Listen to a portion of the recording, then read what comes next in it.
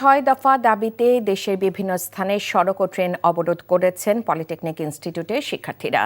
এতে বিভিন্ন মহাসড়কে ব্যাপক যানজটের ফলে দুর্ভোগে পড়েন যাত্রীরা। শওকত করিমের ডেস্ক রিপোর্ট। 6 দফা দাবি আদায়ের লক্ষ্যে ঢাকা চট্টগ্রাম মহাসড়কের কোটবাড়ি বাইপাস এলাকায় 2 ঘণ্টা অবরোধ করেন কুমিল্লা পলিটেকনিক ইনস্টিটিউটের শিক্ষার্থীরা। এতে শিক্ষকরাও অংশ নেন। এক পর্যায়ে জেলা প্রশাসন ও কারিগরি শিক্ষা বোর্ডের কর্মকর্তারাও সেখানে গিয়ে ব্যর্থ হন। পরে আন্দোলনকারীদের সামনে ফাঁকা গুলি করে তাদের ছত্রভঙ্গ করে মহাসড়কে যান চলাচল স্বাভাবিক করে যৌথ বাহিনী।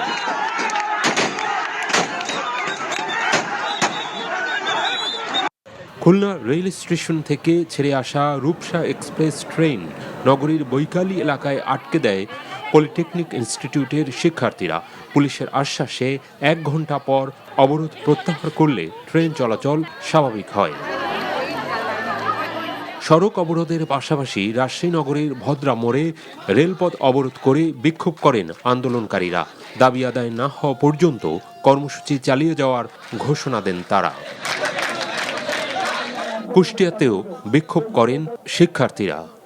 যদি তারা জেনারেল থেকে এসে আমাদের শিক্ষা প্রদান করে তাহলে আমরা কখনো সুশিক্ষিত হতে পারবো না। যারা আমাদের ক্রাফট চেনে না তারা আমাদের কি শেখাবে?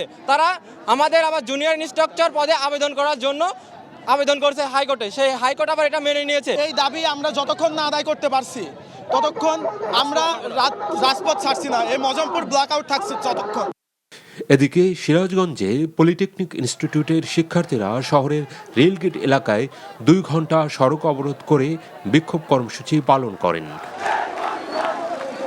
এছাড়া চাঁদপুর, নওগাঁ, গোপালগঞ্জ, ব্রাহ্মণবাড়িয়া, মাগুরা, চাঁপাইনবাবগঞ্জ সহ দেশের বিভিন্ন স্থানে রেল ও সড়ক অবরোধ করে বিক্ষোভ করেন পলিটেকনিক ইনস্টিটিউটের শিক্ষার্থীরা।